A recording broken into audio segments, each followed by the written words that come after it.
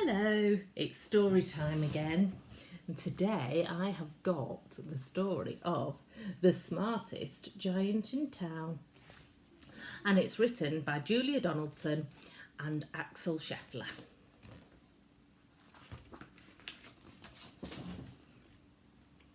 George was a giant, the scruffiest giant in town.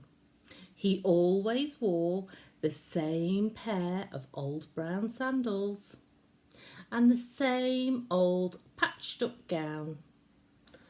"I wish I wasn't the scruffiest giant in town," he said sadly.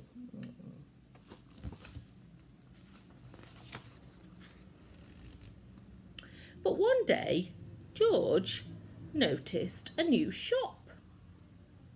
It was full of smart clothes, so he bought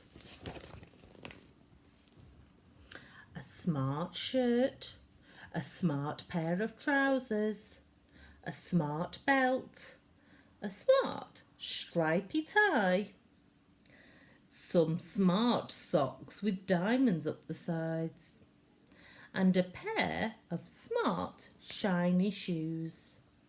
"Now I'm the smartest giant in town," he said proudly. George left his old clothes behind in the shop. He was about to go home when he heard a sound. On the pavement stood a giraffe who was sniffling sadly. "What's the matter?" asked George. "It's my neck," said the giraffe. "It's so very long and so very cold. I wish I had a long warm scarf."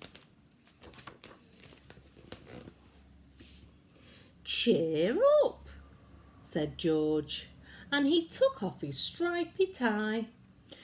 "It didn't match my socks anyway," he said, as he wound it round and round the giraffe's neck. It made a wonderful scarf. "Thank you," said the giraffe. As George strode on towards home, he sang to himself, "My tie is a scarf for a cold giraffe, but look me up and down, I'm the smartest giant in town." George came to a river. On a boat stood a goat who was bleating loudly. "What's the matter?" asked George. "It's my sail," said the goat. "It blew away in the storm. I wish I had a strong new sail for my boat."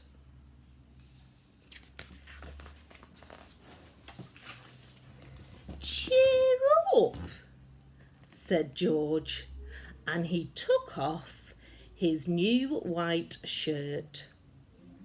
"It kept coming untucked anyway," he said, as he tied it to the mast of the goat's boat.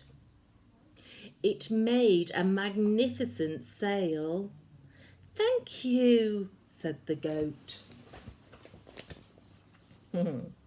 George strode on, singing to himself. "My tie is a scarf for a cold giraffe, my shirt's on a boat as a sail for a goat, but look me up and down, I'm the smartest giant in town." George came to a tiny ruined house. Beside the house stood a white mouse with lots of baby mice. They were all squeaking. "What's the matter?" asked George.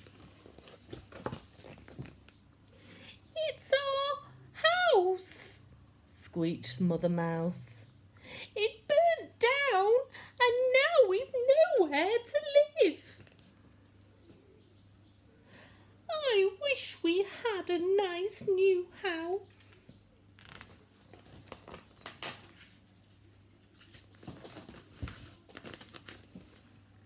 "Cheer up," said George, and he took off one of his shoes.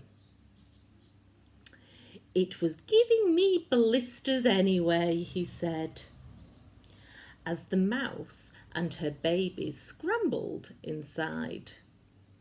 The shoe made a perfect home for them. "Thank you," they squeaked. Look at him now. George had to hop along the road now, but he didn't mind. As he hopped, he sang to himself, "My tie is a scarf for a cold giraffe. My shirt's on a boat as a sail for a goat. My shoe is a house for a little white mouse. But look me up and down, I'm the smartest giant in town." George came to a campsite.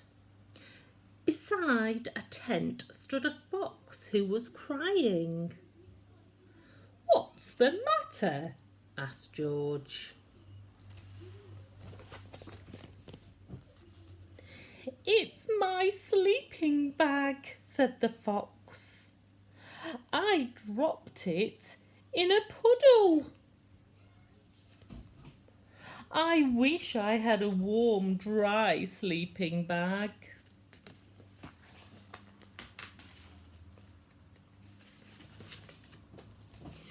"Cheer up," said George, and he took off one of his socks with diamonds up the side. "It was tickling my toes anyway," he said, as the fox snuggled into it. It made a very fine sleeping bag. "Thank you," said the fox.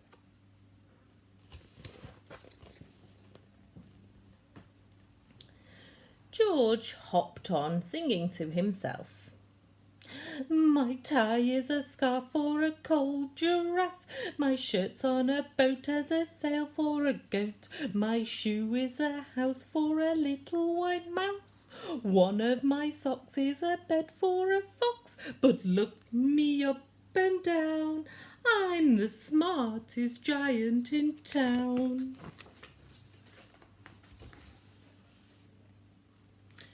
George came to a big, squelchy bog. Beside the bog stood a dog who was howling. "What's the matter?" asked George. "It's this bog," said the dog. "I need to get across, but I keep getting stuck in the mud. I wish there was a safe dry patch."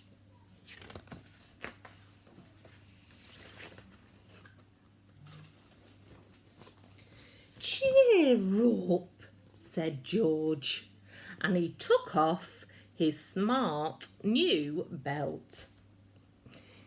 "It was squashing my tummy anyway," he said, as he laid it down over the bog. It made an excellent path. "Thank you," said the dog. The wind started to blow, but George didn't mind. He hopped on, singing, My tie is a scarf for a cold giraffe. My shirt's on a boat as a sail for a goat. My shoe is a house for a little white mouse. One of my socks is a bed for a fox. My belt helped a dog who was crossing a bog. But oh dear, my trousers are falling down. I'm the coldest giant in town. Suddenly, George felt sad and shivery and not at all smart. He stood on one foot and thought, I'll have to go back to the shop and buy some more clothes, he decided. He turned around and hopped all the way back to the shop.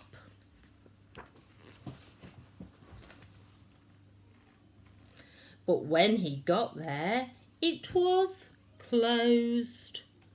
Oh no, cried George. He sank down onto the doorstep and a tear ran down his nose. He felt as sad as all the animals he had met on his way home. Then, out of the corner of his eye, he saw a bag with something familiar poking out of the top. George looked closer.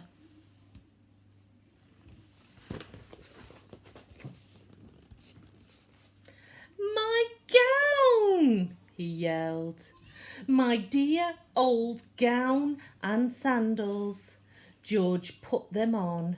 They felt wonderfully comfortable. I'm the cosiest giant in town, he cried. And he danced back home along the road.